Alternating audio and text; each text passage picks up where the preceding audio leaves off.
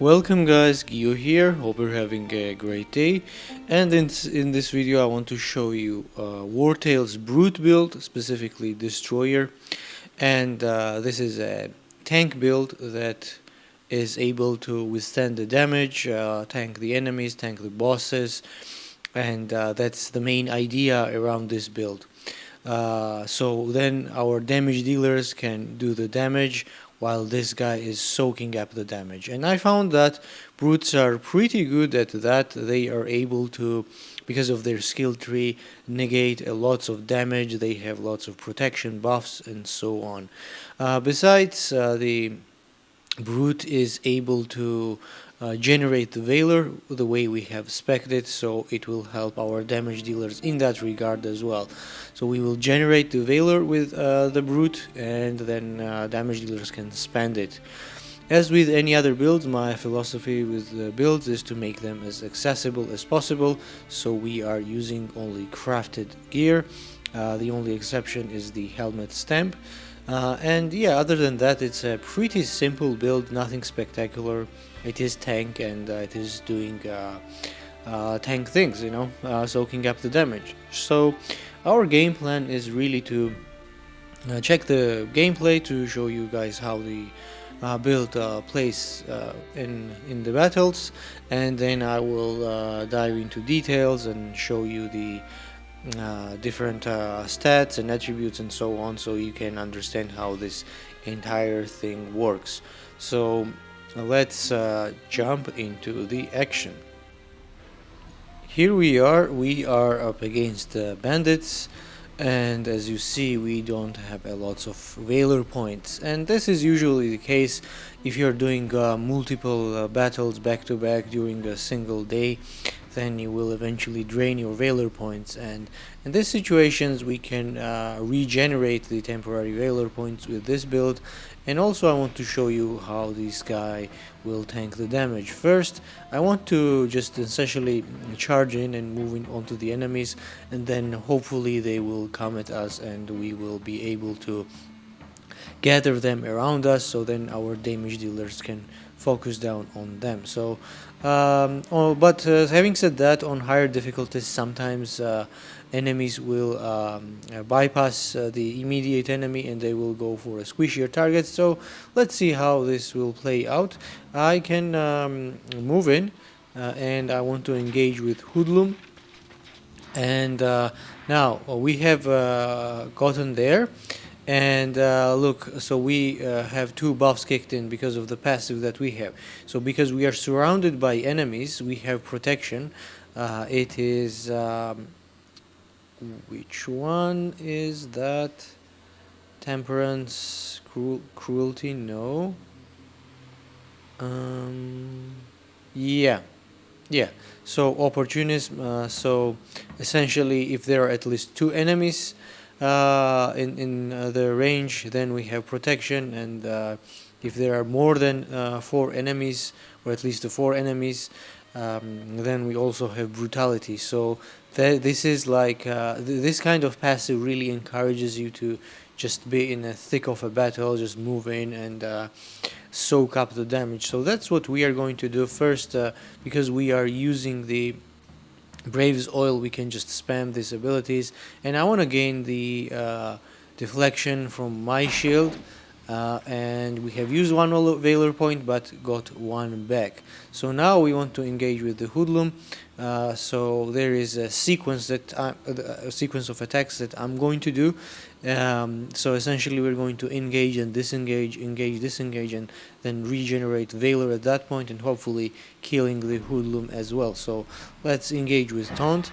So now we have applied weakening, we have deflection, and we have protection. So with these two buffs, so if we disengage and the Hoodlum will hit us, we should go get like almost 0 damage. So now let's disengage. Okay, we got hit, and now we can, because the Hoodlum is weakened, we can attack again.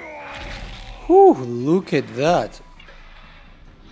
So what happened there is that because the enemy was weakened already, we have used the weakening blow, but if enemy is already weakened, then it applies vulnerability. So this guy is in a serious trouble right now, and we have applied vulnerability there.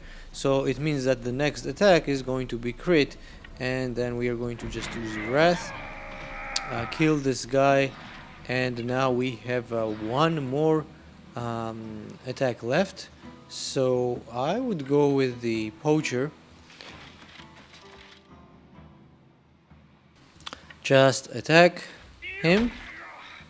Look at the damage. Also, because we have a mace, the crafted mace, it is increasing damage by 50% if targets have armor. So now I want to disengage, and if we are lucky, we will be able to hit this guy. And yes, we are lucky. We have the passive, which is called defensive riposte, and there's a 50% chance when we disengage to execute an attack of opportunity instead of taking one. So this is really nice. And also, if you take a look at that, we have generated the Valor points because of these engagements and disengagements, because we generate oil when we the Valor point when we engage with enemies. Now what I want to do is just to stand there and let's try to soak up the damage. And that's really it for this brute. That's how you play it with. It is very simple, nothing really crazy there. It's not as flashy as Gunner or Assassin or any other DPS builds, but it does its job well. And we have taken damage once, and yeah, now we can stand there. So right now, what I want to show you in this battle is the tankiness of the brute. So I'm gonna leave him there, and hopefully the other enemies will attack us, and you will see how the brute will withstand the damage. So let's end the turn. Maybe we should move this guy down. So I hope that Wrongdoer will attack him. So let's see how that will go. And yes, that is correct. Yeah. Ooh, nice. So what happened right there is that oh, good. Look at that. So let's see what happened there. We have the helmet stamp that will retaliate when enemies engage with the brute, and look at that. So we lost just meager amount of armor, and this hoodlum is their primary damage dealer. And now, because of our specific passives there, we have riposte, we have deflection, and we also have protection.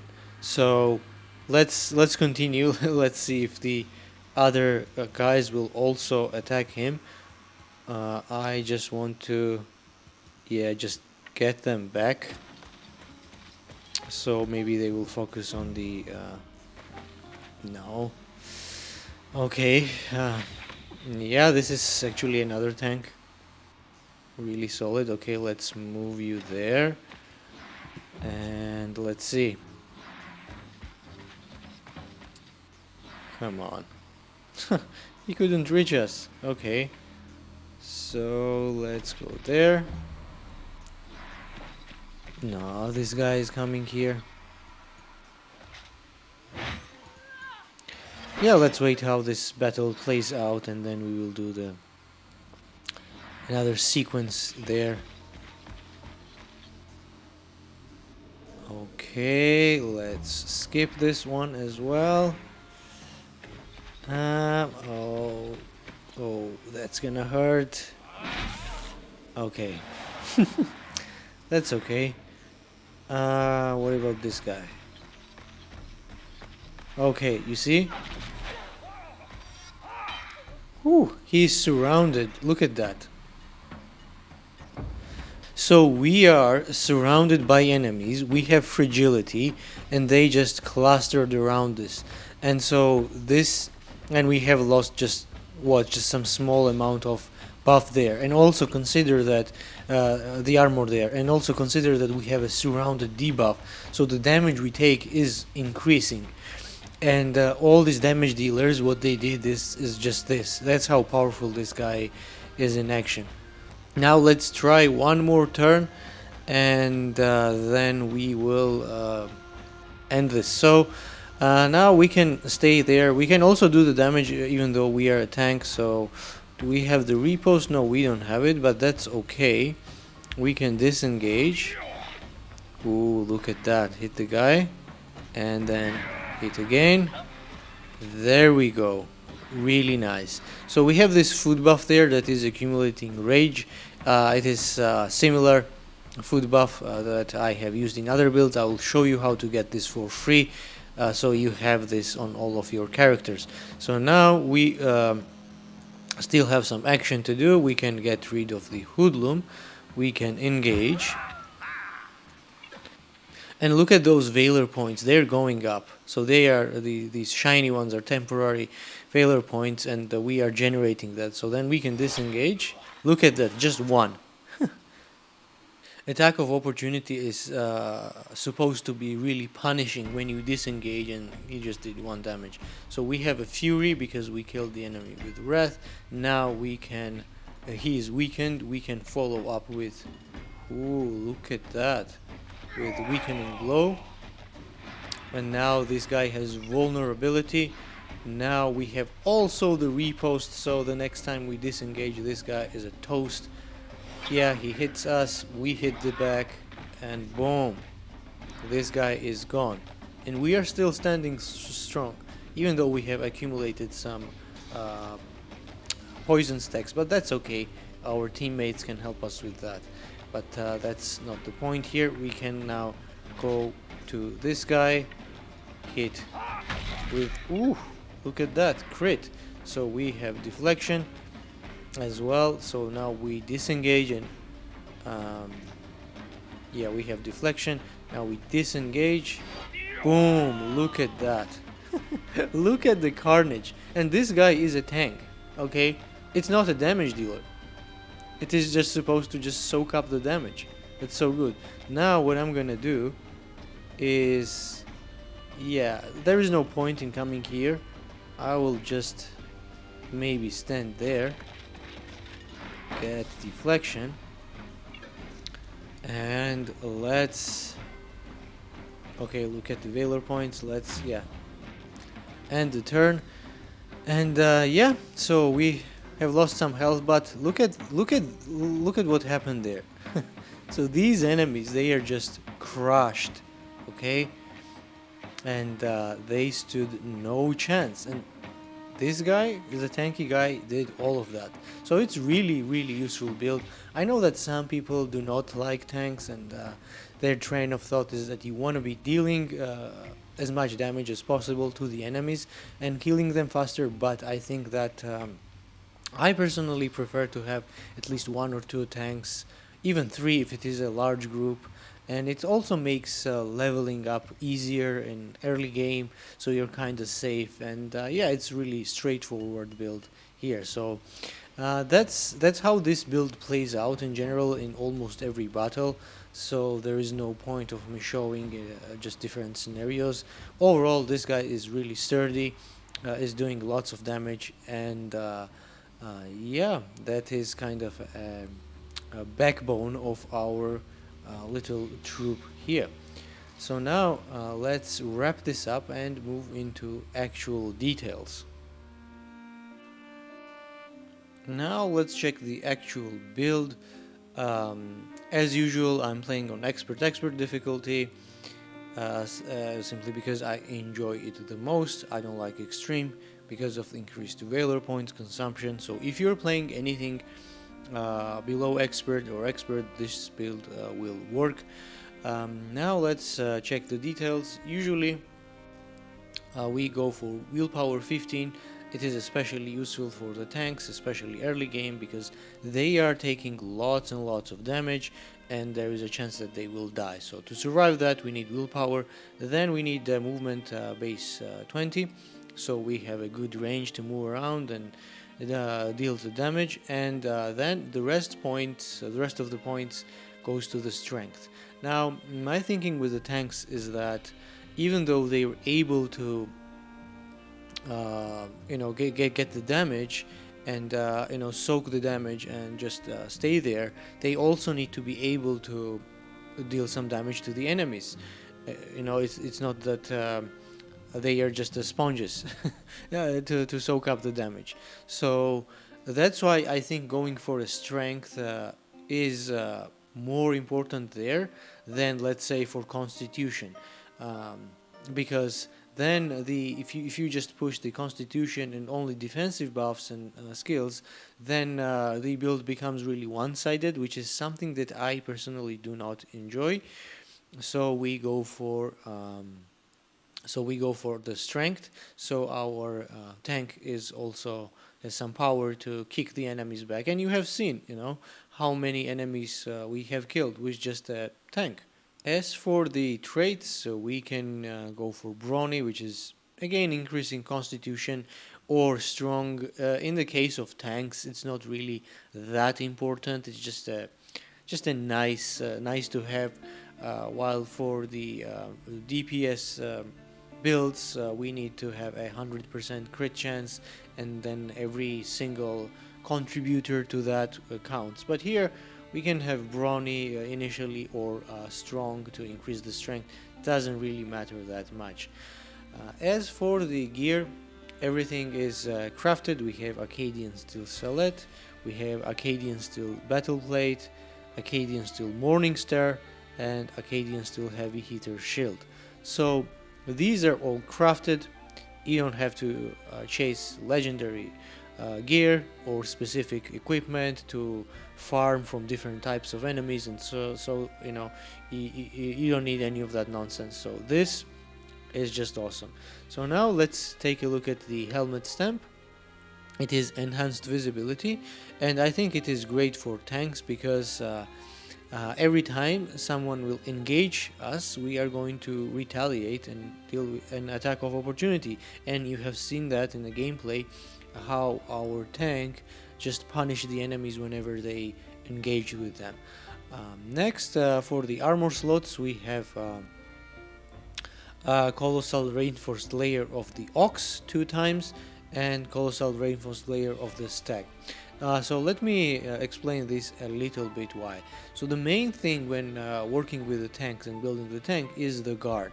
It is the amount of damage that is reduced when the enemies are going to attack us. That's why those over-leveled enemies, we're doing so little, because we have guard capped at 80 points, 80%. So 80% of the damage that is coming from front is just negated, it is just gone. And because we have this trait, Shield Connoisseur, which is really easily acquired if you run with the character with the shield, maybe a couple of battles, you will get this. So we have 5 from there, and then we have another from the equipment. So specifically this layer of the Ox grants us the armor and guard, and these two is just enough with the rest of the shield, armor, and helmet to reach the 80% of the guard, which is absolutely necessary for the tanks. And then because we also want to boost the strength a little bit, we are using the stag layer, which is granting us 18 armor and +4 strength. And overall we are rocking really good stats here, again with all the crafted equipment. So next we have the oils, and we are going of course with the Brave's Oil and Brave's Oil Concentrate. It means that we can just spam these skills all day. But not only that, the Brave's Oil allows us to use the skills for free and also generate the Valor on top, because we have Valor's Jewel. And you have seen how we have generated a lots of Valor points over 2 turns when we started with a real little amount of Valor in the beginning of the battle. So this is, I think, awesome oil, S tier at that. And then also for the second oil we have a perforating oil, which is going to ignore 50% of the target's guard, which is nice. Even though brutes have skills that completely ignore the guard, we do not have that. We are a tanky build, so we having this extra punch for our tanks is really nice. And that really ties up the gear. As for the profession, we go for blacksmith, Again, same thought process here, to really push the strength as much as possible within the constraints that we have. And as for the other option, good option can be a cook to increase the constitution, but then the build kind of loses its attacking abilities, and we don't have that much of attacks in the first place to begin with, so losing a bunch of strength I don't think is a good idea. But of course, if you're going for a pure tank build that is just a stone there and is not gonna do anything, just soak up the damage, then yeah, cook can be good there as well. Now let's move on to the actual skills. So we have a destroyer. I think for the tanks, this is the best because of the how the brutes play out in general, with attacks of opportunity and then weakening. So when we weaken the enemies, they deal us the less damage and so on and so forth. So yeah, that's a really great skill. So next, at level 3 we have Valor's Duel. This is simply because we want to be generating Valor actively when we engage and disengage, so it's really nice. Next, at level 5 we will pick Opportunism, and this is also great passive for brutes, so they can tank a lots of damage and also deal a lots of damage. So if there are at least two enemies, and usually if we are not fighting the bosses, there are always at least two enemies, we can throw him there and he will just have protection, just flat out 30% reduction of damage taken. And on top, if there are at least four enemies, we get brutality, and usually, yeah, we are always outnumbered, and this guy is in the thick of a battle, so having extra punch is always nice. Then at level 8 we get the Temperance, which is also another great passive. That's why brutes are so good, they have so many skills to negate the damage. So when we are hit by an attack, we gain deflection, and also we gain repost if we do not have either of these. So that's how this guy was able to withstand so much damage. The one enemy comes, they hit you, so you get deflection. Then another enemy comes, they hit you, but now you already have the deflection, so the next attack is reduced by 70%. That's why you can leave this guy just with the enemies, and they can group around them. On top of that, we have the repost, so every time they will attack us, and we don't have the repost, we gain the repost, and the next time they will attack, we will retaliate and punish them. So it really nicely ties this entire thing up. And then at level 10 is really bread and butter of this Valor generation thing, because we have defensive repost. There is a 50% of a chance that we will deal an attack of opportunity instead of taking one. And even if we take one, then the next time we are going to disengage, we will already have repost because the enemies have hit us, and because of this passive we do have the repost, and then we can hit them, and then we can hit them again and disengage and so on. That's why we were able to kill lots of enemies. And as for the class specialization, we go for Cruelty. Damage and critical hit increased by 20% against units at least one debuff. Damage is good. Critical hit doesn't matter for us, we are not focused on the critical hit, but definitely damage is really good, and the enemies we engage will be debuffed simply because we use Taunt, which applies the weakening, and then we also have a weakening blow, which is applying weakening again, which is debuff. So the enemies around us will have debuffs, and they will deal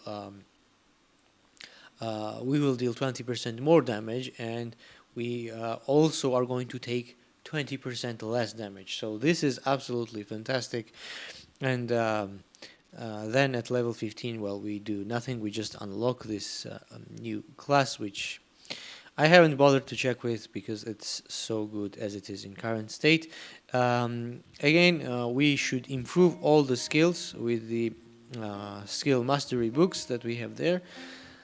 And then the build really is complete. So that's how the entire thing looks. And again, with the other builds that I have done, the idea is to make it more accessible. So you have an idea how the build looks, in its finished state, and then you gradually build it up over time, and it's useful on every step of the way. So every little improvement, every level up, every just upgrade for the armor or layers and so on is it has a dramatic impact if you follow this.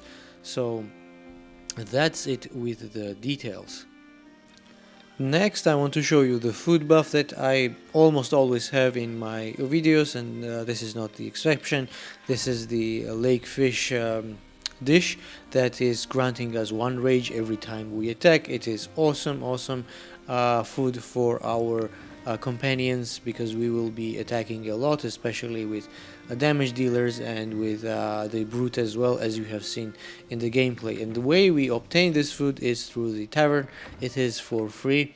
If we go there and check the menu, we have the lake fish food, and we have it is a specialty, and tavern can only make one specialty, but whenever the guys in the tavern make specialty, they will also give prepare one for the troop. So we have this for free, and you can obtain it pretty early. I think when your tavern is kind of in the middle state, before you fully upgrade it. So you get it pretty early in the game, and also upgrading the tavern is just easy, so it doesn't require a lot. That's why I always include this food in my builds, but even without that, this tank should do really fine. And that's the only food that I use as a buff, really, so you can have that for free as well.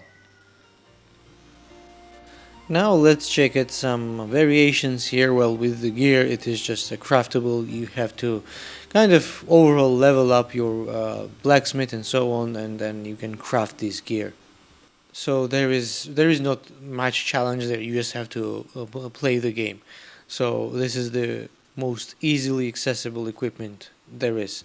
So apart from that, if you, let's say, if you don't have enhanced visibility stamp, you can have chaotic poise, which is reducing damage for 30% when we are engaged, or if you don't have any, like the default helmet stamp is really good, because it is granting 4% extra guard for each reinforced armor layer we have, so you can just skip that.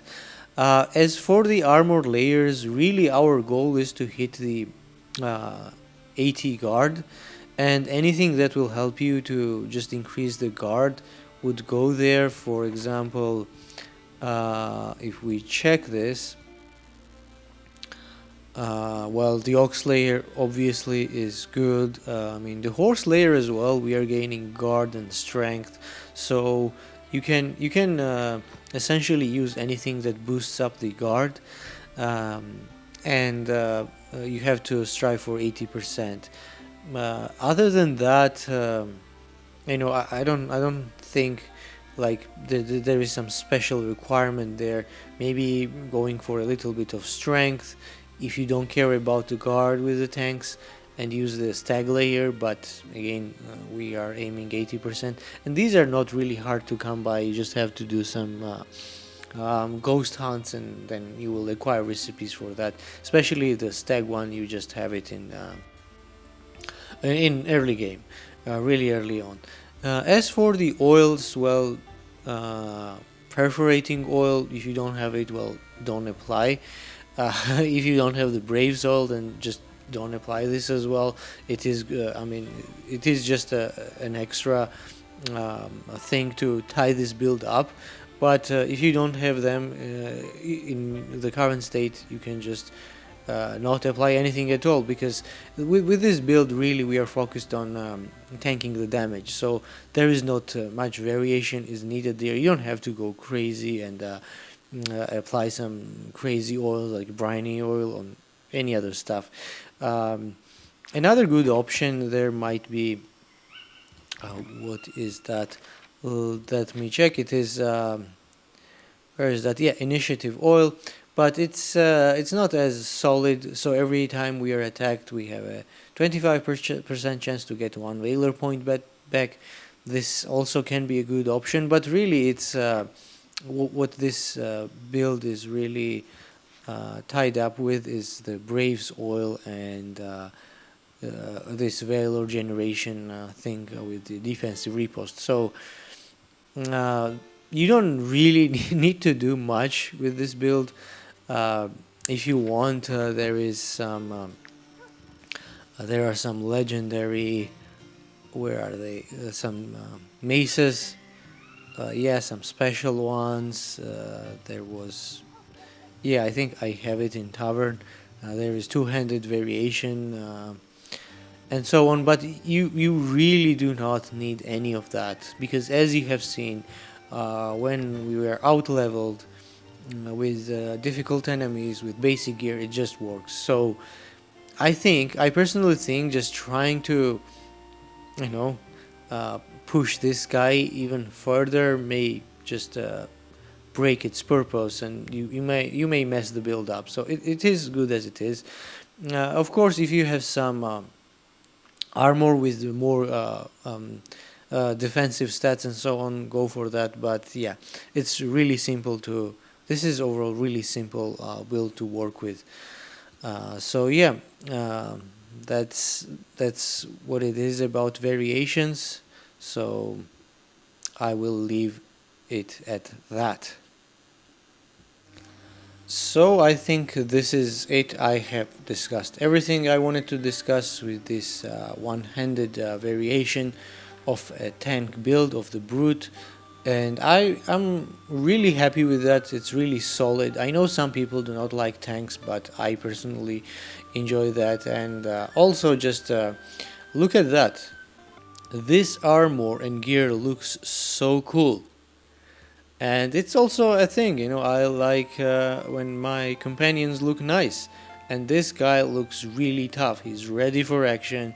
He's gonna just crush some skulls and just destroy the enemies and withstand the blows. So I personally feel very safe, especially in the early game when I have at least one tank, and usually that is the Brute, because of how much damage he can soak. So if you have any questions, comments, maybe I have missed something, or maybe you have your favorite tank build or whatever, just let me know. And yeah, I will end this video on that note. If you enjoyed it, click the like button, subscribe, and share it with your friends.